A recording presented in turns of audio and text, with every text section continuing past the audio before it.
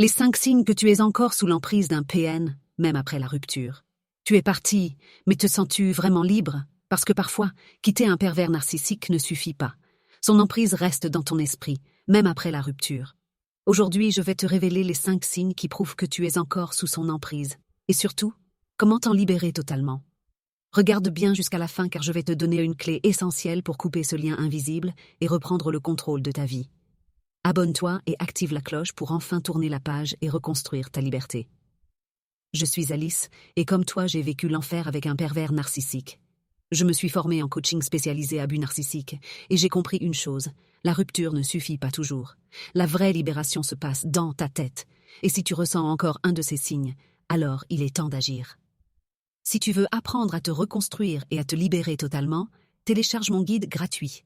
Découvrez les secrets pour survivre face à un PN et enfin reprendre votre pouvoir. Lien en description.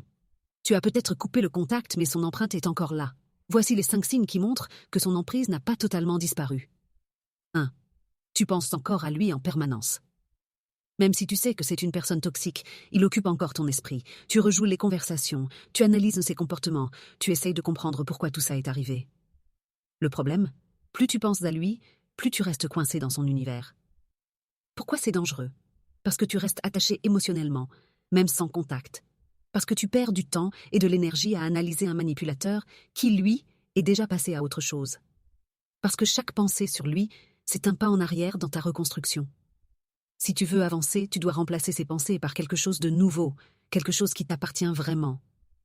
Dis-moi en commentaire, penses-tu encore à lui malgré la rupture? 2.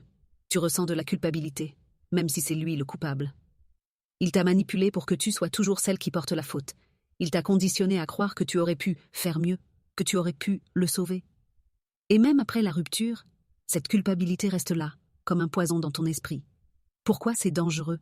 Parce que la culpabilité t'empêche de voir la vérité. Tu n'es pas responsable de ses actes. Parce que plus tu te sens coupable, plus tu restes attaché à lui psychologiquement.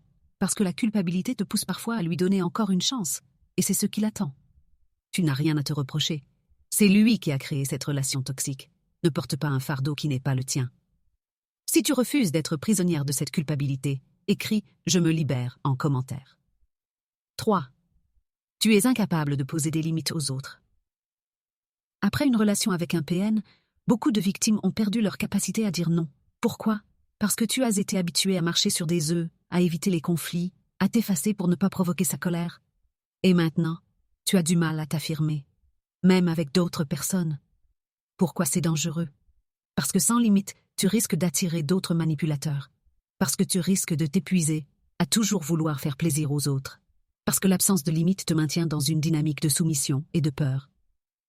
Mais bonne nouvelle, poser des limites, ça s'apprend. Et plus tu le fais, plus tu reprends confiance en toi. Si tu veux apprendre à dire non sans culpabiliser, écris « Je reprends mon pouvoir » en commentaire. 4. Tu ressens un vide énorme, comme une dépendance. Tu sais que c'était une relation toxique, et pourtant, tu ressens un manque immense, comme une dépendance. C'est normal. Le PN a créé une addiction émotionnelle en jouant avec tes émotions, en alternant amour et rejet, en te mettant sur un piédestal avant de te détruire. Pourquoi c'est dangereux?